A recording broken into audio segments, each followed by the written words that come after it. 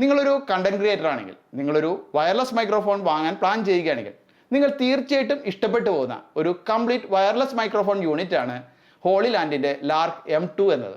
എന്തുകൊണ്ടാണ് ഞാൻ complete wireless microphone unit എന്ന് ഇതിനെ വിശേഷിപ്പിച്ചതെന്ന് ഈ ഒരു വീഡിയോ തുടർന്ന് കാണുമ്പോൾ നിങ്ങൾക്ക് മനസ്സിലാവും. ഹോളിലാൻഡ് ബ്രാൻഡയുടെ ഒരു സ്പെഷ്യൽ പാക്കേജ് ഇത്തരത്തിലൊരു ബോക്സിലാക്കിയാണ് നമുക്ക് കമ്പനി അയച്ചു തന്നിരിക്കുന്നത്.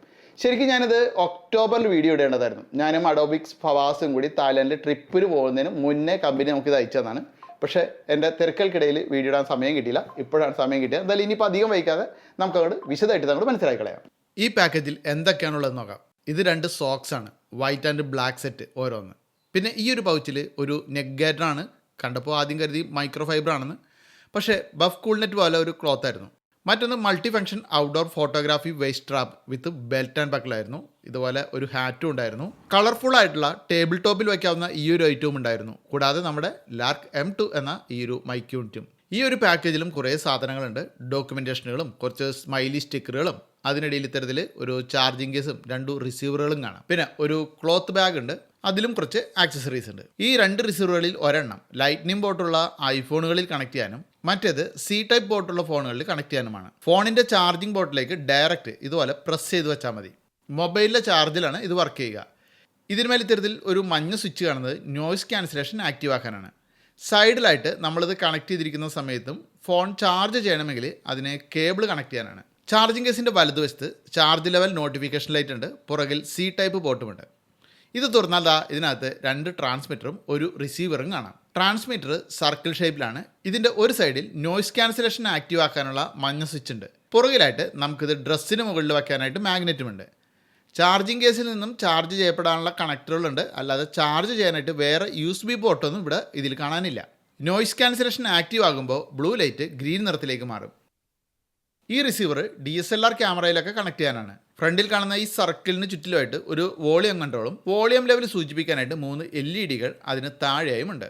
മുകളിൽ ട്രാൻസ്മിറ്ററിൽ നിന്നുള്ള കണക്ഷൻ സൂചിപ്പിക്കാനായിട്ട് 2 ഇൻഡിക്കേറ്ററും ഉണ്ട്. ഇതിൻ്റെ വലത് സൈഡിൽ ക്യാമറയിലേക്ക് ഇതിലെ ഔട്ട് കണക്ട് ചെയ്യാനുള്ള 3.5mm പോർട്ട് ഉണ്ട്. ഇടതുവശത്ത് C ടൈപ്പ് പോർട്ടും പവർ ബട്ടണും താഴെ മോഡ് ബട്ടണും കാണാം. താഴെയായിട്ട് ചാർജിങ് കേസിൽ കണക്ട് ചെയ്യാനുള്ള കണക്ടറുകളും ബാക്ക് സൈഡിലായിട്ട് ഇതിൽ ക്ലിപ്പും കാണാം. വോളിയം ഇഷ്ടമുള്ള ലെവൽ സെലക്ട് ചെയ്തിട്ട് പവർ ബട്ടൺ അടുപ്പിച്ച് 2 തവണ പ്രസ് ചെയ്ത് കഴിഞ്ഞാൽ ആ ഒരു വോളിയം ലെവലിൽ ഇത് ലോക്ക് ആയിക്കോളും. അൺലോക്ക് ആക്കാനും 2 തവണ അമർത്തിയാൽ മതി. വോളിയം ലെവലിൻ്റെ താഴെയുള്ള LED ഗ്രീൻ ആണെങ്കിൽ ഇത് മോണോ മോഡിലാണ്. സ്റ്റീരിയോ മോഡാക്കാൻ മോഡ് ബട്ടൺ ഒന്ന് പ്രസ് ചെയ്താൽ മതി. ഒപ്പം ലൈറ്റ് ബ്ലൂ നിറമാകും. ഇനി ഈ ക്ലോത്ത് ബാഗിൽ എന്തൊക്കെയുണ്ടെന്ന് നോക്കാം. 2 വിൻ ഫിൽറ്റർ ഉണ്ട്. DSLRൽ കണക്ട് ചെയ്യാനുള്ള ഒരു TRS കേബിൾ ഉണ്ട്. USB C ടൈപ്പ് കേബിൾ ഉണ്ട്. മൈക്ക് ഡ്രസ്സിൽ ക്ലിപ്പ് ചെയ്ത് വെക്കണമെന്ന് ആഗ്രഹമുള്ളവർക്ക് മാഗ്നറ്റുള്ള 2 ക്ലിപ്പും ഇതിലുണ്ട്. പിന്നെ ഇതുപോലെ മാഗ്നറ്റുള്ള 2 മാലയുണ്ട്. അതായത് മൈക്ക് നമുക്ക് ഇതിൽ ഇതുപോലെ മാഗ്നറ്റ് വെച്ച് അറ്റാച്ച് ചെയ്തിട്ട് കഴുത്തിൽ തൂക്കിയിട്ടാൽ മതി. ഇനി ഈ സ്റ്റിക്കറിൻ്റെ ഉപയോഗം എന്താണെന്ന് നോക്കാം. മൈക്രോഫോണിലുള്ള ഹോളിലാൻഡിൻ്റെ ലോഗോ ഇഷ്ടപ്പെടാത്തവർക്ക് ഈ സ്റ്റിക്കറുകൾ ഇതുപോലെ ഇവിടെ ഒട്ടിച്ച് അത് മറക്കാം.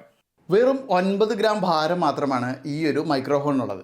അപ്പോൾ അത്രയും മാത്രം ഭാരം കുറഞ്ഞ ഈ ഒരു യൂണിറ്റ് 40 മണിക്കൂർ വരെ നമുക്ക് സംസാരിക്കാനായിട്ട് ബാറ്ററി ചാർജ് നിലനിൽക്കുന്നതാണ്.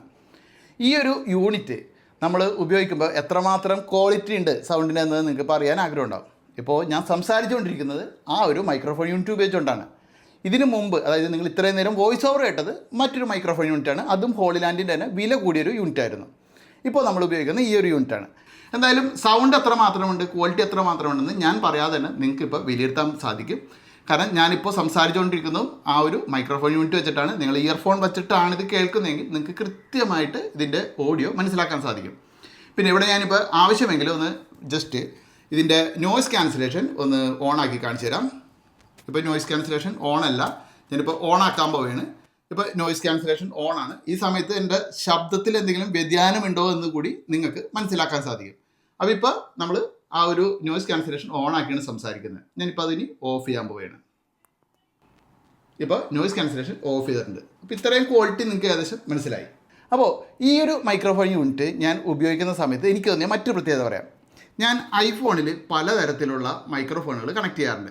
ഹോളിലാൻഡിൻ്റെ ലാർക്ക് M2 എന്ന് പറയുന്ന ഈ ഒരു മൈക്രോഫോൺ ഞാൻ ഐഫോണിൽ ഉപയോഗിച്ചപ്പോൾ എനിക്ക് തോന്നിയൊരു പ്രത്യേകത കൂടി ഞാൻ പറയാം. ഇപ്പോൾ സാധാരണ നമ്മൾ ഐഫോണിലൊക്കെ ഇത്തരത്തിലുള്ള മൈക്രോഫോൺ യൂണിറ്റ് പ്രസ് ചെയ്ത് വെച്ചിട്ട് ഉപയോഗിക്കുന്ന സമയത്ത്, അതായത് ആ ഒരു ലൈറ്റ്നിങ് കേബിളിലേക്ക് പ്രസ് ചെയ്യുന്ന ഏതൊരു ഡിവൈസ് നമ്മൾ പ്രസ് ചെയ്ത് വെച്ച് കഴിഞ്ഞാലും പിന്നെ ഒരു വീഡിയോ പ്ലേ ചെയ്യുന്ന സമയത്ത് ഇത് നമ്മൾ ഊരി മാറ്റിയാൽ മാത്രമേ അതിൽ സ്പീക്കറിൽ സൗണ്ട് കേൾക്കുള്ളൂ. എന്നാൽ ഇതിലങ്ങനെയല്ല.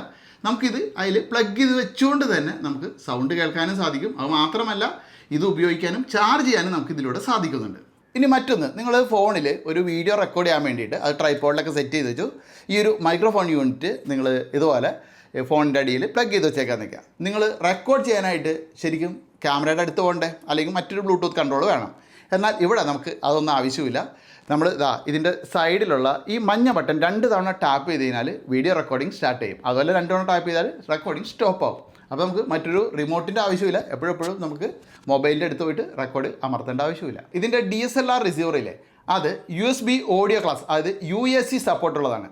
നമുക്ക് ഒരു C-to-C USB കേബിൾ ഉപയോഗിച്ചിട്ട് നമ്മുടെ ലാപ്ടോപ്പിലേക്കൊക്കെ ഇതിൻ്റെ ആ ഒരു ഓഡിയോ സിഗ്നൽ തത്സമയം റിസീവ് ചെയ്യാൻ സാധിക്കും. അപ്പോൾ അങ്ങനെ നമുക്ക് ലാപ്ടോപ്പിൽ ഇത് കണക്ട് ചെയ്യാം. പിന്നെ ഇതെല്ലാം കൂടാതെ ഇതിന് ആപ്പ് കൺട്രോളും ഉണ്ട്. ഇവരുടെ ആപ്ലിക്കേഷൻ നമുക്ക് മൊബൈലിൽ ഇൻസ്റ്റാൾ ചെയ്ത് കഴിഞ്ഞാൽ നമുക്ക് നോയ്സ് ക്യാൻസലേഷൻ, അതുപോലെ വോളിയം, ഇങ്ങനെയുള്ള കാര്യങ്ങളൊക്കെ തന്നെ ആപ്പ് വഴിയും കൺട്രോൾ ചെയ്യാൻ സാധിക്കും. ഈ മൈക്രോഫോണിൻ്റെ ഫുൾ പാക്കേജിന് 12,990 വില വരുന്നത്.